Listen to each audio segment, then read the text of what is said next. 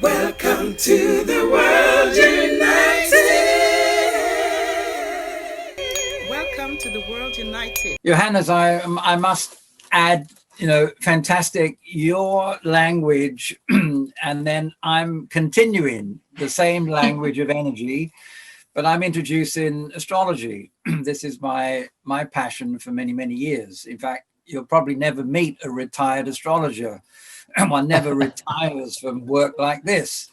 So this is my kind of field, and I just want to share a very large subject that is definitely going to occupy our attention more and more with the consciousness of December 2020. I want to explore this in a little bit more detail today. But I like to also to refer back to Johannes. He gave these the pyramids, and as we realize that there are 4 elements, and the base of the pyramid with the 4 lines joins to the top. So that 5th element, or that 5th dimension, of course, is spirit. So it's a little bit in the same manner that I'd like to start with a similar symbol. We're all, certainly in these COVID-19 times, we all come from quite isolated environments, and then that's like a fragmented piece. And then from our different countries, our different viewpoints, we're all unified, working from the circumference to the center, and from the center to the circumference. So that is another symbol of unification. And I'm not doing it on the overhead, but I'm just going to put it in front of you. Ta-da! That is what I've just described, the individual pieces working towards a whole viewpoint. And this is a symbol in astrology for the sun. Right? And when we look at that, of course, we're well aware that it's a dot with a circle in the middle. It enables us to focus. Right? This is the key for the whole point of the sun. All energies get focused through the sun. And so an astrologer like myself, it's no coincidence that today the sun has moved into the sign of Scorpio. It's just left 1 month of Libra, it's into Scorpio. Tomorrow we'll celebrate 75 years of the United Nations. These are very important kind of statements as to why our 5-day event is taking place in this time of the year. So if we take the sun principle of focusing energy, Scorpio is about depth, about bringing up the hidden depths and bringing it up to the surface, looking at various dragons that we need to look at and transform to get that sense of, the water sign of Scorpio, the urge to merge with something bigger and greater than our individual. So with that point, let's take this further, because we're challenged to be focused and conscious of our role in the larger scheme of things. We have no more time for automatic pilot. All right, so in my work, I've been, seeing clients for 40 odd years with everyday problems, with everyday situations. And I think one of the most dominant features of any client work that I do is that how do we deal with adversity and challenge? Because how we work with that will determine a lot about the events that then shape our life. What meaning do we give to these events in our life? So then we're back to the idea of belief systems. All right. So for an astrologer, belief systems have very much to do with the planet Jupiter. Jupiter is our worldview. It's how we see our perspective on life, how we participate in our social activities out of the family into the larger world. So I, of course, like many astrologers, have been well aware that this year, 2020, there are 3 contacts that the planet Jupiter in transit in the heavens at the moment makes with another transiting planet, the planet called Pluto. So you've got Pluto, the god of the underworld, and you've got Jupiter, the king of the gods, god in the upper worlds. When these 2 planets, they've already formed 2 conjunctions. The 3rd one comes next month in November. We only have to look at just this feature to see the extent to which our belief systems have been taken down into the underworld and they've been deconstructed to become reconstructed. So what we're looking at, there's a major global issue about what is it that we're believing in, and what is my life philosophy, right? So there's a transformative quality that's taking place with this three-part process. But this is just the start of it, because in this year, astrologers and the astrological community have been well aware that for many, many years, that this year, 2020, was life-changing globally for the fact that it's not just Jupiter and Pluto, which are in conjunction every 12 years, but you've also got Saturn and Pluto every 33 years come into conjunction. And these three planets, Jupiter, Saturn, and Pluto, are all forming conjunctions in the sign of Capricorn, which is where they are at the moment. So this is the big issue, that Capricorn is a very much a reality check, and most definitely we as humanity are experiencing a correction process that we could describe as COVID-19, but a correction process that enables us to see the fourth humanity's relationship to the other kingdoms on planet Earth, and what is our belief system about how we share the same time and the same space with the other kingdoms, as well as our own human kingdom. So these planetary combinations are going forward and backward throughout the whole year. We just have to look at these 12 months that we're in to see the extent to which, for the majority of people, it's a confrontation with a lot of doubt and a lot of fear. And a great majority of people experience a kind of blackness, a darkness, and yet, of course, fear confronts us and helps us to master some of these illusions that we're being confronted with. So it's Saturn and Pluto that are what astrology calls the shadow planets. And by that we mean, they enable us to look at the dark sides of our nature, which includes our obsessions, our anxieties, our social anxieties, our fears of loss, our need for control, our attachments and frustrations, and self-destructive tendencies. I must admit that I'm personally involved with lots of people that unfortunately are involved with family dramas, with suicides at the moment. I have about a dozen clients and people that I know that I'm personally involved with. This is just one manifestation of individuals not being able to see the greater light. And this is the key, that when individuals and collectively, when we feel that we're so fragmented from the whole and separate from the whole, then of course we feel very much pressurized by isolation.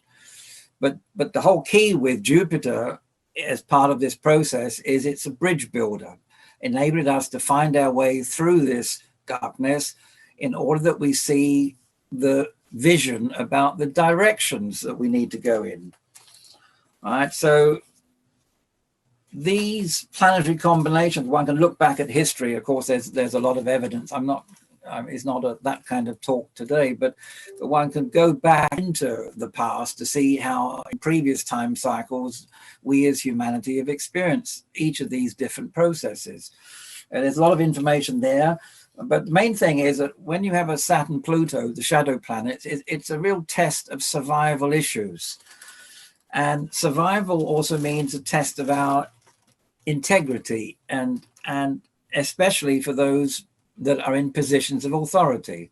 Saturn deals with what we would call the status quo, those in authority, whereas an outer planet like Pluto will always be a catalyst to confront the status quo with making, fundamental changes about the redistribution of power in the world, for example. And it's no, you know, we can look on the outer level and see all the needs for the redistribution of resources and power. But I think in the end, one has to be very clear about this. The universe needs individuals that have the capacity to manage power. And you can't really manage power unless the equivalent of love is also present. So it's a fact that the universe demands that we move into the seat of power ourselves, empowering ourselves and empowering what visions do we want that our life should move towards. So this, in the end, these Saturn, Pluto manifestations are getting down to bare bones, getting down to you know, what is it that really matters at this point. So it's, when we look back at historical time periods, I think it's fair to say that the good that comes from this combination, the good only emerges after times of great endurance and great extremes. So one could, of course, point out, well, how much have we gone into extremes? You know, this year is about experiencing, you know, go right out to the edge, and then do we fall off the cliff or do we fly? Well, the flying requires us to use both wings, and that's both the masculine and the feminine. So I would make a specific, but for many, I think probably a general comment, but our crises in this year depicted by these planetary movements is essentially a masculine crisis, and the resolution lies in the growth of feminine values. The growth of feminine values means an increasing sense of unity with society and with the planet. So there's a profound sense of separation of self to the world. And this is even symbolically illustrated by our social distancing, right? We're a separate ego, divided from nature and in denial of our own true nature. So this calls for, you know, a longing for reunion with that which has been lost. So the challenge before us is to recognize that there is a sacred marriage that's taking place. And this is, I'll say this very clearly, this is not just a return of the repressed feminine, but it's the goal of spiritual evolution to achieve the integration with the feminine. And that requires a real act of heroism. Because heroism in this sense, this year challenges us with, it's to own our unconscious shadow. So the evolutionary drama reflected in our own unique times is a climatic stage of bringing forth something fundamentally new in human history. So in the wings waiting to come on stage, on central stage, we have the conjunction between the planets Jupiter and Saturn, exact here on the 21st of December 2020. And this is a cycle that occurs every 20 years. So it's always been considered of great importance in shaping the course of history. What's very significant, not only because of the winter solstice, the shortest day of light on planet Earth, when the sun enters into the sign of Capricorn, that this conjunction takes place in the first degree of Aquarius. So every 20 years, this conjunction takes place. But this conjunction in air signs hasn't taken place for 600 years. So when Jupiter and Saturn leave the sign of Capricorn, the sign of tradition and conventional thoughts, and enter into Aquarius, a sign of new frontiers in thinking, new ways of communicating, new social behavior. This symbolizes a tremendous leap, a gigantic leap into a future. Instead of backward looking, it's forward looking. Astrologers know that this marks the end of the Saturn-Jupiter cycle of conjunctions in Earth signs that's been in effect since July 1802. So this new cycle that begins on the solstice point this year is not just a 20-year cycle of conjunctions in air signs, but it really goes through to the year 2159, all in air signs. Astrologers call this the great mutation. And it really is great, because the major function of air signs in the horoscope is to disseminate and spread knowledge, to affect a social integration of diverse world populations. In other words, to increase a sense of inner unity. And because the third sign of the zodiac, the third air sign of the zodiac is Aquarius. Aquarius, like all signs of the zodiac, govern a certain part of the human body. Aquarius governs the bloodstream, the power of circulation of the life force throughout the entire organism. So we just take that idea, the flow of the life force, the blood, through every part of the kingdom. I mean, that really is a magnificent principle, that the reason why we have health problems, and there's many ways to understand health, but it's an interruption of the relationship between the personal and the collective. When this flow is not happening as it normally should, then we have a health crisis. So a health crisis, or a health awareness, enables us to restore the existing dynamic reality, which by birthright should be quite normal and quite natural. So if we look at that theme, the Aquarian theme, it's really like a kickstart to a kind of whole new chapter. And that means a whole new chapter in Aquarius values, which is, of course, social equality, social justice, new social norms. This is what it means to be, spiritual. It means inclusiveness and not exclusiveness.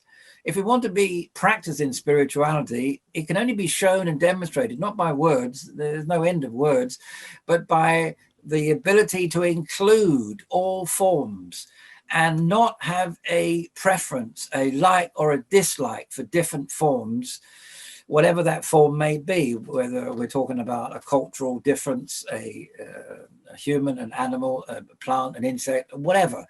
But the capacity to include all forms, that's the unity that the air signs represent. And that's basically the pathway to increased, spiritual evolution. So Aquarius is an energy that has a lot of what we could call radioactivity about it. Radioactivity is the means by which we transcend a form, all right? And then that radioactivity then penetrates all other forms with that new energy. Now that's what I would say is the kind of awakening of unity consciousness in the brain cells of the planet, which is us, and working towards this theme that we're all challenged with, one humanity. All right, so let me just take it just a little bit more, because I'm trying to paraphrase what I think could easily be, just like Johannes, like all of us, a kind of long exchange, and I'm trying to synthesize as much as I can in the few words that I'm choosing. In spiritual astrology, it's taught that first we must face our Saturn limitations. Saturn in psychological astrology is the shadow, that part of us that we find difficult to bear. We feel inhibited, we feel a lack. And so whenever there's fear or a lack, the antidote, of course, is another four-letter word, LOVE. We need these four-letter words. So transit Saturn takes 2.5 years to go through one sign of the zodiac. It's been traveling for 2.5 years in its own sign of Capricorn. Each of us have to look back at these last 2 years. By the end of this year, it's out of Capricorn and then going into Aquarius. We just have to look to see, how have we individually and collectively been facing our limitations? Limitations are not negative. Limitations provide us the means by which we can focus. To focus means we concentrate our energies and deal with what we need to look at and deal with. Right. So only by overcoming our limitations are we fit for working with the energies of synthesis. And in spiritual astrology, the master key for synthesis is represented by, of course, the blending of head and heart, which is symbolized by the planet Jupiter. So what we have with this conjunction is just a lot more than just an understanding of, you know, new dimension in global communications. We're having Saturn, how we define our place in the world, and Jupiter, how we participate, not just with family, but with community, but with country, and with globally. It's our participation, which is a Jupiter principle, and our definition, the Saturn principle. This is about each of us defining our destiny in a social context. Right? Where do we want to go with this? Right? Where do people want to aim? What's the definition and plans for the future? You know, I meet on a regular basis.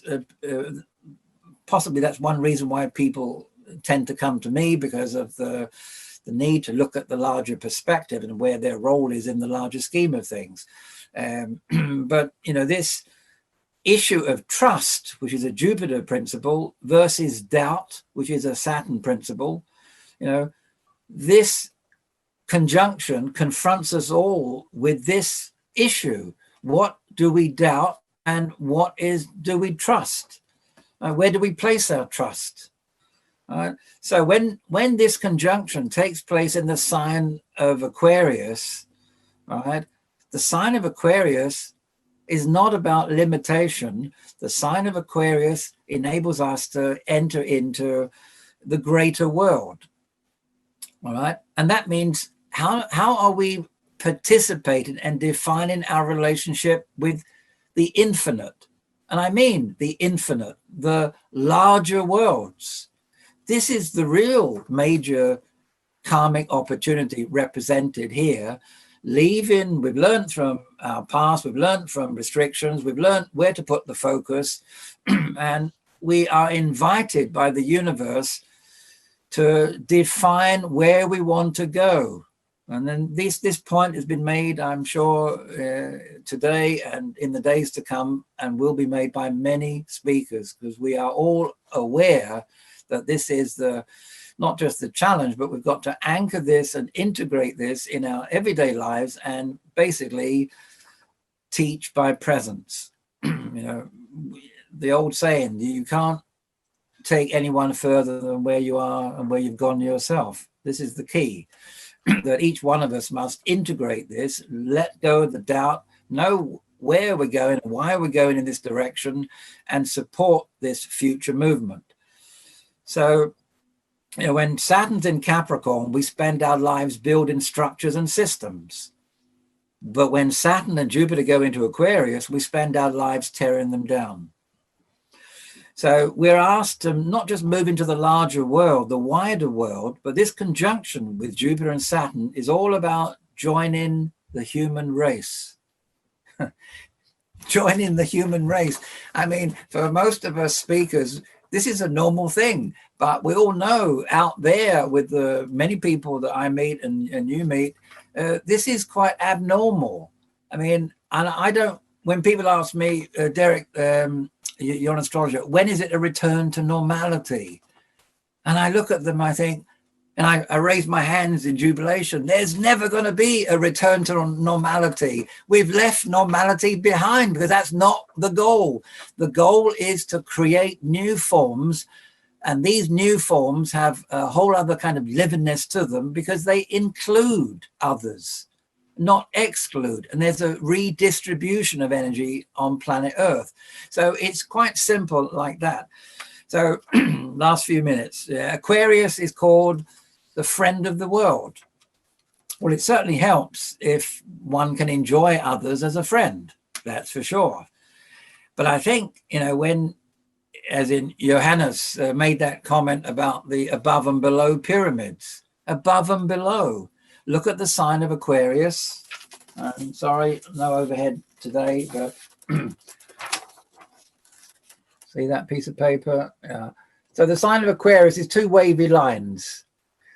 And these two wavy lines is literally like these two electrical snakes that we could see them as. All Egyptian fans will enjoy that. But Aquarius is as above, so below. All right. So we're into a telepathic communication. I don't need to tell someone what to do about anything. There's a recognition. So when there is more and more people recognizing this recognition, there doesn't have to be an authoritarian leader telling a group what to do, because the group has consciousness. And this is the whole point about, Aquarius and the age that we move into. When we talk often glibly about the soul, but please, let's try to understand that the soul is group conscious. That's one of its major definitions. It's a unit of light that connects spirit with the personality. So it's a mediator. But because it is a mediator, it's also, a group conscious. And the only way you develop group consciousness is that you see how everything is interrelated. Everything, right? I mean, I do this, I try to teach this in various ways and live this and myself. So one of the methods I always recommend to any individual is, if you understand Aquarius being a friend of the world, well, how about starting with being a friend of time? Because the planet Saturn is the traditional ruler of Aquarius, traditional, the 7 classical planets of traditional astrology. Uranus, discovered in the 18th century, is the modern ruler, and it represents eternity. So therefore you've got this whole, bridge building between time, finite time, and eternity, right? So the soul understands this continuity of consciousness. So the best use of time, if we're going to become a friend of time, and we need to do this, the best use of time is to reconnect with our essential being. The misuse of time comes from the opposite, moving away from our essential being. So there's always enough time to evolve, because you and the universe are evolving together. Right? So the solar system, as an astrologer, I look at not just one planet or 2 planets or 10 planets or whatever.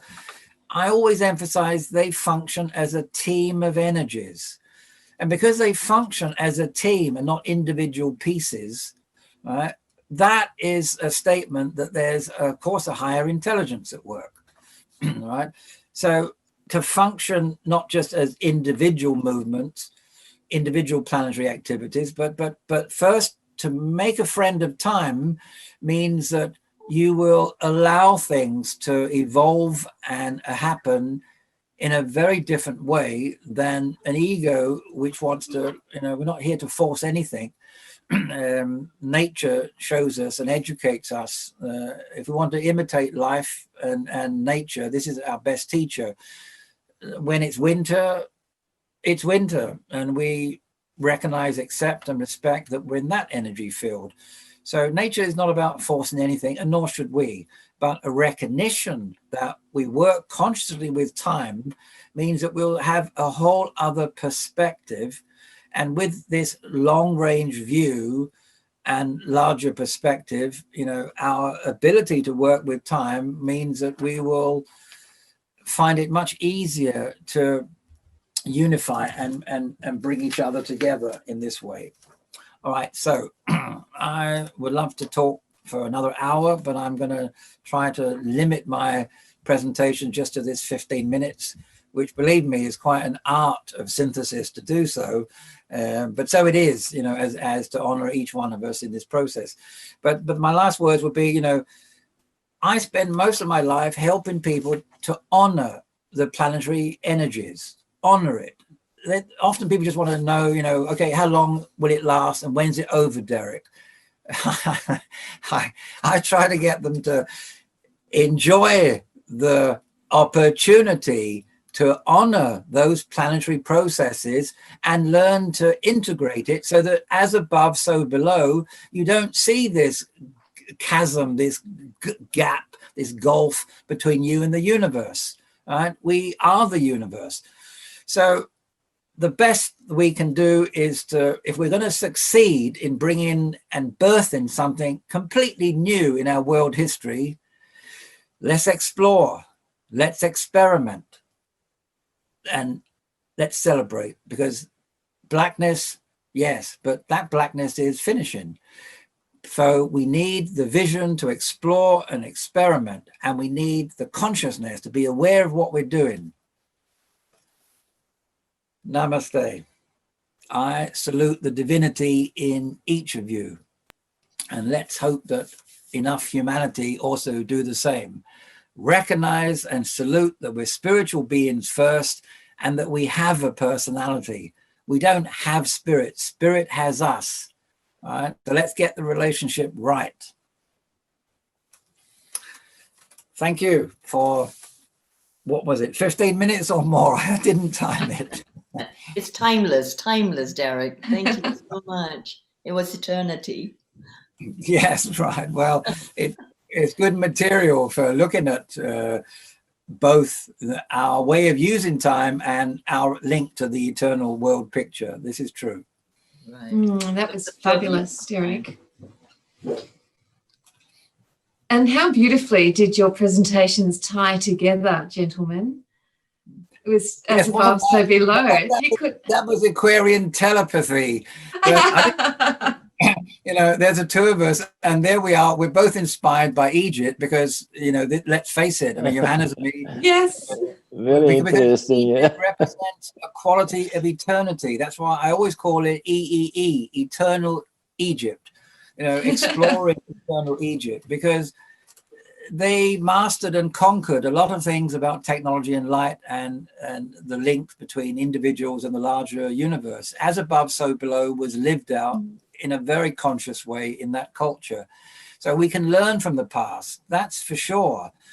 We're not to duplicate the past, but we're taking the best ingredients from the past and apply it to Aquarian societies. So let's welcome those pyramids. All hospitals should have pyramids, Johannes, you know that. Yeah. Ladies and gentlemen, we're going to take just a 2-minute musical interlude just to give you a chance to just refresh, gather your thoughts, because we're going to be coming back and discussing the panel being the transformation of the present educational systems to take it to the next level. Yeah. Michelle, did you record it?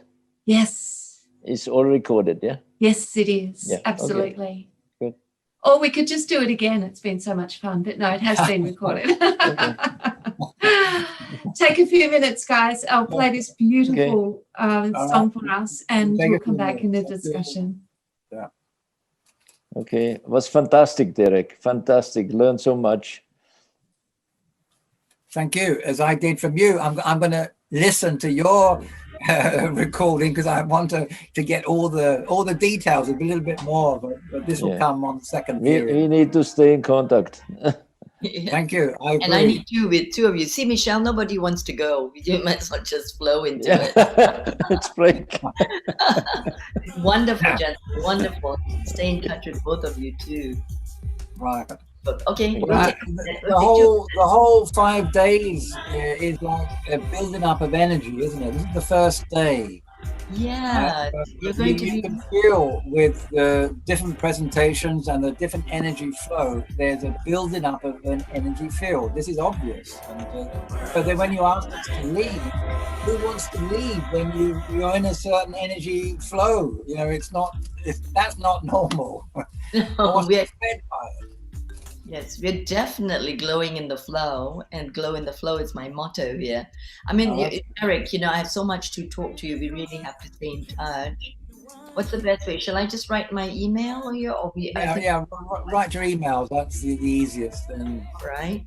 Let me see. Pleasure. Don't you want to take a break? And then we can, I have lots of questions to ask you. No, I'm fine. I'm used to concentrating and intensifying the energy. So no, I'm fine sitting here. I don't need a break. Yeah, you're really quite a transmitter. Well, I suppose I'll tell you more about it because I remember my time as priestess in Egypt. I was a high priestess training priestesses for the healing work, and I take people back in time to Egypt. So I was awakened there in Luxor, you know, the Luxor Karnak. But we have a lot more to talk about. I'm going to take a quick break. Lifetime, and then we'll come. Then we can see each other again. Yeah. Pleasure. How blessed are we to be able to come together on a platform such as this to have these conversations? Yeah, and the obvious thing is that, you know, we this is a great way to end all our sense of isolation, that we're coming into a larger, you know, world perspective. You know, you're in Australia, here I am in Scandinavia, in Denmark, and, you know, all the different countries are being linked. I mean, that's super duper.